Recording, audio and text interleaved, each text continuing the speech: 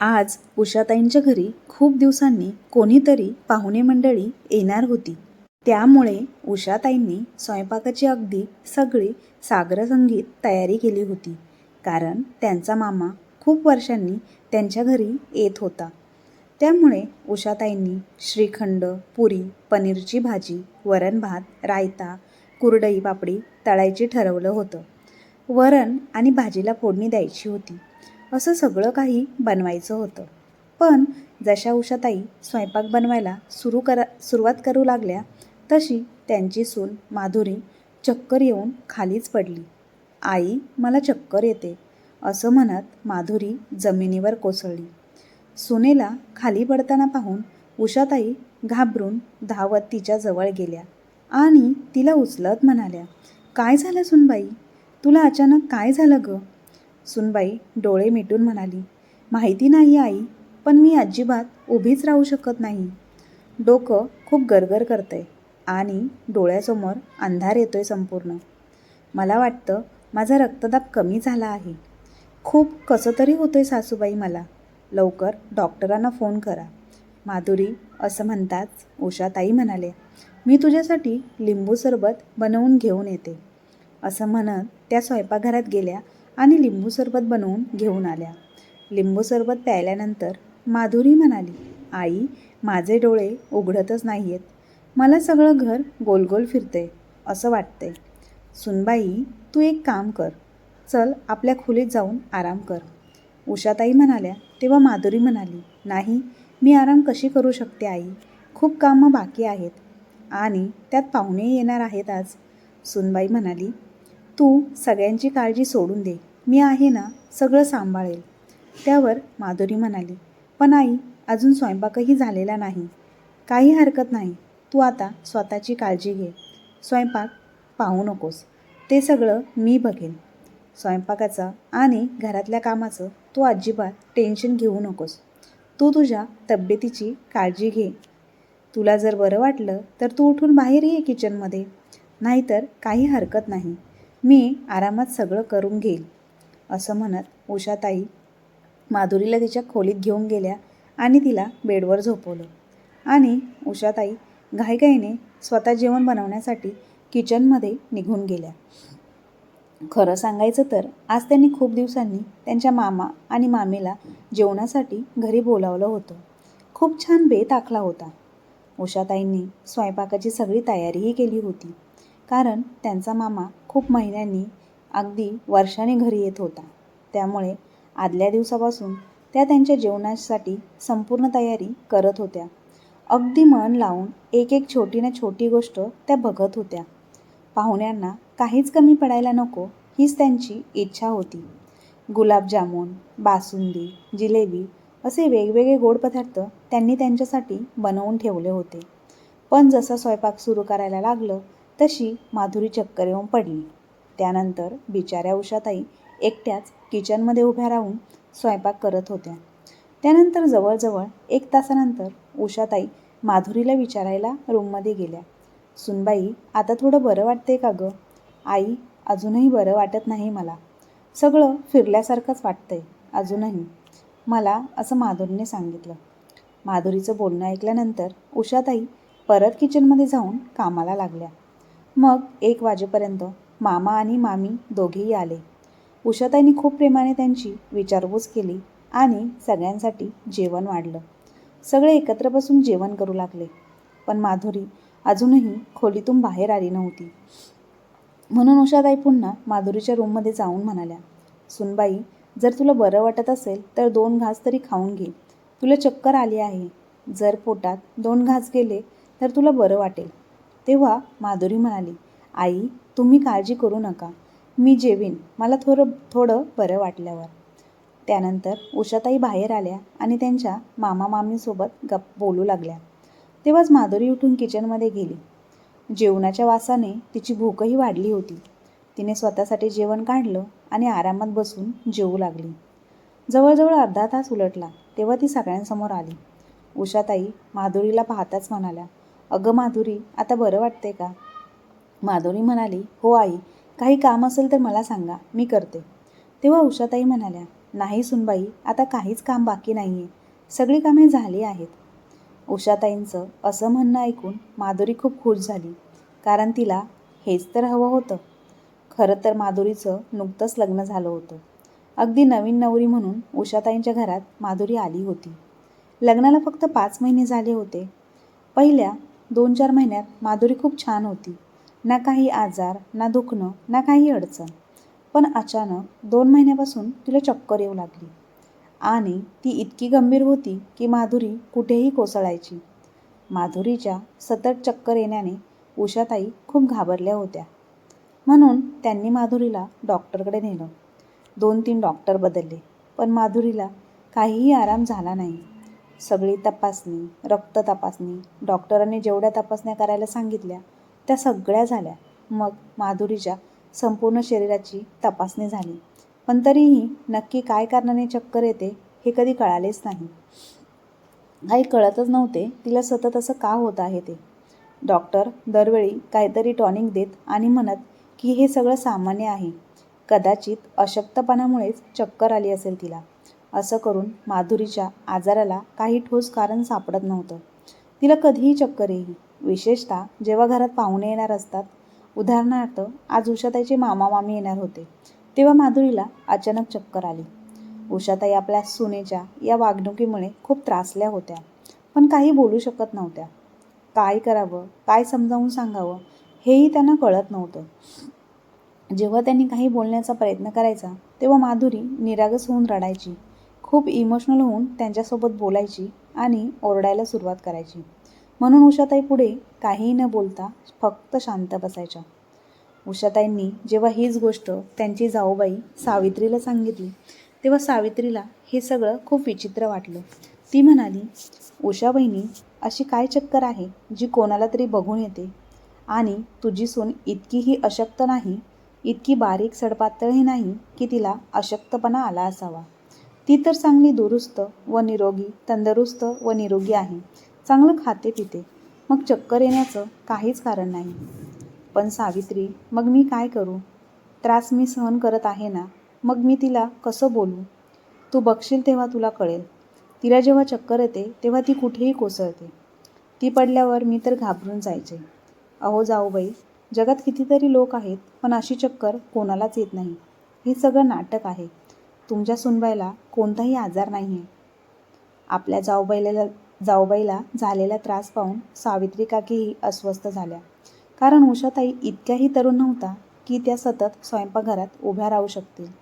त्यांचंही आता वय झालं होतं. त्यांनाही आता कोणाच्या तरी मदतीची गरज होती.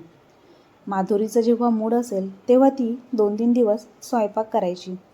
मग 3-4 दिवस ती या चक्कर येण्याच्या बहाण्याने आराम करायची. आणि जेव्हा कोणीही पाहुणा घरी येणार असायचा तेव्हा तर तिला नक्कीच चक्कर येईल. एक दिवस अचानक सावित्री काकींच्या डोक्यात काय आलं कुणास ठाऊक. तिने उषाताईंना फोन करून सांगितलं, जाऊबाई एक काम करा, मी तुम्हाला जसं सांगते तसंच करा. मग बघा तुमच्या सुनबाईची चक्कर, तुमच्या सुनबाईचा आजार औषधाशिवाय कसा बरा होईल. असं म्हणत सावित्रीने उषाताईंना सगळं काही समजावून सांगितलं. ते ऐकून उषाताई हसल्या. इथे हळूहळू माधुरीच्या लग्नाला 1 वर्ष पूर्ण होऊन चाललं होतं. तेव्हा उषाताईंनी माधुरीला विचारलं, सुनबाई, तुझी पहिली ॲनिव्हर्सरी आहे, तू काही प्लॅन केला आहेस का? हे ऐकून माधुरी खूप खुश झाली आणि म्हणाली, नाही आई, अजून तरी मी काही विचार केला नाही. काही मनात असेल तुमच्या तर सांगा हा.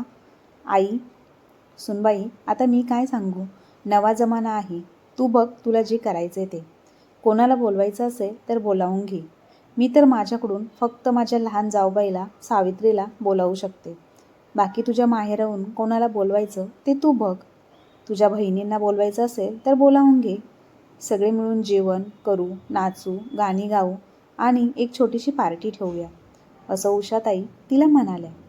एवढं ऐकताच माधुरी अगदी आनंदाने नाचू लागली.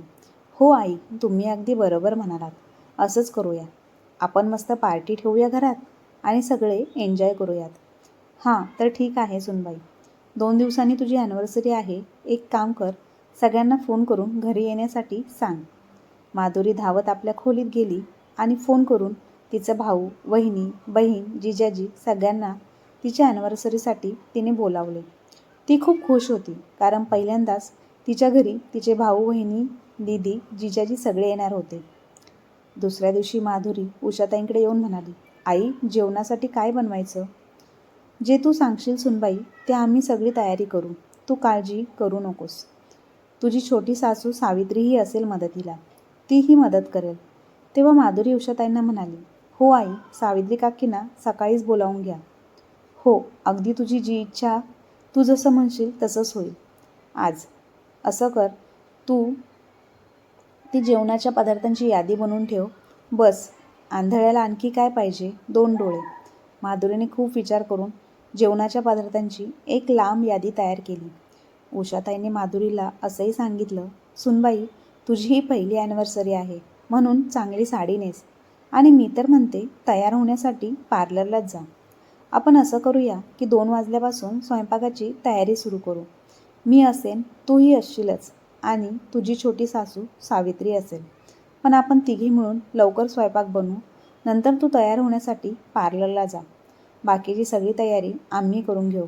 माधुरीला विश्वासच बसत नव्हता की तिची सासू तिच्यासमोर उभी आहे आणि तिला काहीच करायची गरज नाही आहे. आई स्वतःहून पुढे येते आणि सगळं काही हाताळते, असंच तिला वाटत होतं. असा विचार करत माधुरीने आनंदाने तिच्या ॲनिव्हर्सरीसाठी घालायची साडी घेतली आणि मॅचिंग बांगड्याही मागवल्या. इतकंच नाही तर तिने मनातल्या मनात संपूर्ण ॲनिव्हर्सरीचा प्लॅन देखील तयार केला होता. जेवणाची जबाबदारी आई आणि सावित्री काकींवर सोपवली होती. ती म्हणाली, मी थोडीफार मदत करेन, आणि स्वतःला सांगितलं, मला 5 वाजता पार्लरला जायचं आहे, त्यामुळे जेवणाची काही चिंता नाही. आरामात नटून सजून पार्टी करेन. असं तिच्या मनात ॲनिव्हर्सरीचा प्लॅन होता. प्लॅन बनवताना माधुरी मनातल्या मनात खूप खुश होती. बघता बघता ॲनिव्हर्सरीचा दिवसही आला. सावित्री काकू सकाळी लवकरच आल्या होत्या. आज माधुरी खूप खुश होती. दुपारी जेवण झाल्यावर उषाताई आणि सावित्री काकू रात्रीच्या जेवणाच्या तयारीसाठी लहान मोठे काम आधीच करू लागल्या होत्या. जसे की लसूण सोलून ठेवणे, भाज्या चिरून ठेवणे, तांदूळ भिजवून ठेवणे. हे सगळं पाहून माधुरीलाही खूप आनंद झाला की तिला काही करायची गरजच नाही आहे. या दोघी सगळं आधीच करून ठेवत आहेत. आता ती फक्त 5 वाजण्याची वाट पाहत होती. कधी एकदा 5 वाजतील आणि कधी ती पार्लरमध्ये जाईल, असं तिला झालं होतं. असं आईने सांगितलं होतं की 2 वाजल्यापासून स्वयंपाकाची तयारी सुरू करायची, पण त्या तर आधीच कामाला लागल्या होत्या. जावा जावा मिळून सगळं जेवण तयार करून टाकू, असं म्हणत माधुरी घाबरलेली नव्हती. 3 वाजले होते तेव्हा माधुरी माहेरी फोन करून म्हणाली, आई, बहिणी तयार झाली का? मुलं तयार आहेत का? वहिनीला लवकर यायला सांग. माहेरच्यांशी बोलल्यानंतर माधुरीने तिच्या बहिणीला फोन लावला. तिथेही तेच बोलणं, ताई, तुम्ही सगळे किती वाजता येणार? चांगली साडी नेसून ये, माझी नणंदही आली आहे. आई बोलत बोलत कसं 4 वाजले ते माधुरीला कळलं नाही. तिने जेव्हा घड्याळाकडे पाहिले तेव्हा घड्याळात 4 वाजले होते. फोन ठेवून ती स्वयंपाकघराकडे गेली. मनात येत होतं की आई आणि सावित्री काकू किचनमध्ये काहीतरी करत असतील, पण जसं तिने किचनमध्ये पाऊल ठेवलं तसं तिचं डोकंच फिरलं, कारण स्वयंपाकघरात एकदम शांतता होती. किचनमध्ये कोणीच नव्हतं आणि संपूर्ण घरात सुद्धा कुठेही आवाज नव्हता. माधुरीशिवाय घरात कुणी आहे असं वाटतच नव्हतं. 4 वाजले तरी जेवणाची तयारी अजून सुरूच नव्हती आणि आईचा तर कुठे काही पत्ताच नव्हता. त्यामुळे माधुरी अस्वस्थ झाली आणि धावत बाहेर पडली. बाहेर पाहिलं तर तिथे पण कोणीही नव्हतं. मग ती उषाताईंच्या खोलीत गेली. तेव्हा उषाताई त्यांच्या रूममध्ये जाड चादर ओढून झोपल्या होत्या. त्यांच्या बाजूला सावित्री काकूसुद्धा झोपल्या होत्या. दोघींनी डोकं धरून ठेवलं होतं. त्या दोघींना झोपलेलं पाहून माधुरीने आश्चर्याने विचारलं, काय झालं आई? 4 वाजले आहेत. तुमचा डोळा लागलाय का? आज तर खूप उशीर झाला. अजून काहीही बनलेलं नाही. माझं तर डोकं काहीच काम करत नाही. मला काही सुचत नाही आई. मी काय करू? पटकन उठा तुम्ही. सांगा मी काय करू? अगं सुनबाई, काय सांगू? काय विचार केला होता आणि काहीतरी वेगळंच झालं. इतकी तयारी केली होती, पण जेव्हा स्वयंपाकासाठी जायचं ठरवलं तसं किचनमध्ये गेलो तेव्हा इतकी जोरात चक्कर आली की तिथेच खाली मी पडले. अशी चक्कर मी कधीच अनुभवली नव्हती. माझ्या आयुष्यात मला असं कधीच झालं नव्हतं सुनबाई. पहिल्यांदाच मला इतक्या वाईट प्रकारे चक्कर आली. मी अगदी उठूही शकत नाही. डोळेही उघडत नाहीत माझे. आता काय करू मी? तूच सांग. खूप प्रयत्न करत आहे उठायचा, असं उषाताई म्हणाली. त्यावर माधुरी म्हणाली, आणि सावित्री काकूंना काय झाले? काकी म्हणाली, माझीही तशीच अवस्था आहे. मला पण अचानक जोरात चक्कर आली. मी तर तिथेच उभ्या उभ्या खाली कोसळले होते. मी किचनमध्ये भाजी बनवायला जात होते, पण अचानक चक्कर येऊन खाली पडले. आता जेव्हा उभं राहू शकत नाही, तर स्वयंपाक कसा करणार गं? असं दोघी एकदम एकाच वेळी म्हणाल्या. अचानक काय झालं माहिती नाही आम्हा दोघींनाही. हे सगळं एकदम ऐकून माधुरी खूप चिडली आणि म्हणाली, असं कसं होऊ शकतं आई? एकाच वेळी तुम्हा दोघींना अशी कशी चक्कर आली? आता काम कसं होणार? मी काय काय करायचं? लोक तर येतच असतील ना?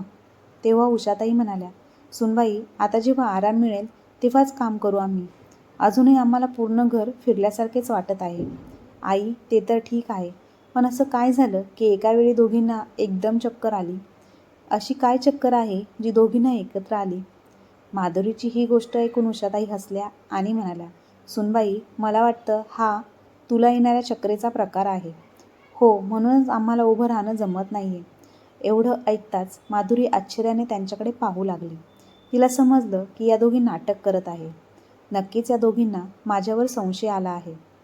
अरे देवा, दोघींनी खरंच छान फायदा घेतला. मला फसवलं, असं वाटून माधुरीला रडूच आलं.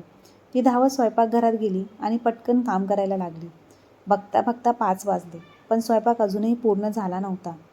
आणि माधुरीला पार्लरला पण जायचं होतं. आता काय करावं? माधुरी धावत परत उषाताईंच्या खोलीत गेली आणि म्हणाली, आई, 5 वाजले आहेत. थोडा तरी आराम झाला असता तर प्लीज चला ना, मला पार्लरला पण जायचं आहे. तेव्हा, सुनबाई, मला माफ कर. माझ्याकडून तर उठवलंच जात नाही. काय करू? चालण्याची हिंमतच नाही. पण प्रयत्न तरी करते. पण मला वाटत नाही की मी इतक्या लवकर उठू शकेल, असं उषाताई म्हणाल्या. सुनबाई, माझ्याबरोबर असंच काहीतरी चाललंय, सावित्री काकीही म्हणाल्या. हे ऐकून माधुरी बडबड करत स्वयंपाकघरात धावली. मला दोघींनी छान फसवलं. तेही आजच्या दिवशी. माझी पहिली ॲनिव्हर्सरी होती.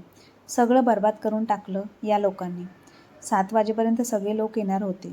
वेळ खूप कमी होता. माधुरी लवकर सगळं स्वयंपाक बनवू लागली. पार्लरला जाण्याचं तिचं स्वप्नच राहिलं. आता काय, पार्लरला कसं जायचं? 6:30 वाजले आहेत. आता सगळे पाहुणे येण्याची वेळ झाली आहे. जेवण तयार झालं. जेवण तयार होताच उषाताई आणि सावित्री काकू उठून बाहेर आल्या आणि म्हणाल्या, सुनबाई, आता आम्हाला थोडं बरं वाटू लागलंय. आम्ही काही काम असेल तर सांग, आम्ही करू. माधुरी अधिकच चिडली होती. वरून उषाताईंचं असं बोलणं ऐकून ती अजूनच चिडली आणि म्हणाली, नाही आई, मी सगळं काही केलंय. आता काही करायचं नाही. बरं ठीक आहे सुनबाई, जा आणि तू तयार हो. अर्ध्या तासात सगळे लोक येणार आहेत. तोपर्यंत मी आणि सावित्री मिळून सगळी सजावट करून घेतो रूमची. इतक्यात माधुरी चिडून म्हणाली, आई, अर्ध्या तासात कोणती सजावट करणार? तुम्ही 4 फुगे लटकवाल, बस. असं बडबड करत माधुरी आपल्या खोलीत गेली. आता कुठे पार्लरला जाऊन तयार व्हायचं? आता स्वतःचं तयार व्हायला लागलं. माधुरी जशी आपल्या खोलीत गेली तसंच उषाताई आणि सावित्री काकू एकमेकांकडे बघून हसल्या. सावित्री काकीने फोन करून डेकोरेशन करणाऱ्याला बोलावलं. उषाताईंनी जाणीवपूर्वक 6:30 वाजता डेकोरेशनवाल्याला बोलावलं होतं. आता पाहुणे येण्यापूर्वी छान सजावट झाली होती आणि उषाताई आणि सावित्री काकी दोघीही जाऊन तयार झाल्या होत्या. इथे माधुरी अजूनही खोलीत तयार होत होती. 6:15 वाजता तिचे भाऊ, वहिनी, ताई, जिजाजी सगळे आले. तेव्हा उषाताईंनी माधुरीला हाक मारली, सुनबाई, बाहेर ये, पाहुणे आले आहेत. सासूबाईंचा आवाज ऐकून माधुरी अजूनच चिडली आणि मनात म्हणाली, पाहुणे आले आहेत, मी तर सजली आहे, पण ना या घराची सजावट झाली ना ते लोक स्वतःला तयार करून बसले असतील. माझी पहिली ॲनिव्हर्सरी सगळं बरबाद केलं आहे. सकाळी घातलेल्या कपड्यांमध्येच असतील दोघीही आणि 4 फुगे लावले असतील कदाचित. असं स्वतःशी बडबड करत माधुरी जेव्हा खोलीतून बाहेर आली तशी संपूर्ण हॉल तर सुंदर सजलेला पाहून तिला खूप आश्चर्य वाटलं. दरवाजावर उभी राहून ती सगळी सजावट पाहू लागली. ज्या चेहऱ्यावर आधी राग होता त्यावर अचानक हसू उमटलं. मग तिची नजर सासू आणि सावित्री काकी यांच्याकडे गेली. त्या दोघीही चांगल्या नटून सजून उभ्या होत्या आणि तिला पाहून हसत होत्या. तेव्हा उषाताई हळूच माधुरीच्या बाजूला येऊन म्हणाल्या, सुनबाई, तुझी पहिली ॲनिव्हर्सरी होती ना, म्हणून तू जबरदस्ती घरातील सगळा स्वयंपाक केलास. आता जर तुला कधी चक्कर आली ना, तर मग आमच्या चक्रेबद्दल सुद्धा विचार कर. एवढं ऐकूनच माधुरी गोंधळली. म्हणजे तिचा संशय खरा ठरला. माधुरीला आता सगळं काही समजलं होतं. तिचा आजार आणि चक्कर येण्याचे नाटक आता कोणापासून लपून राहिलेलं नव्हतं.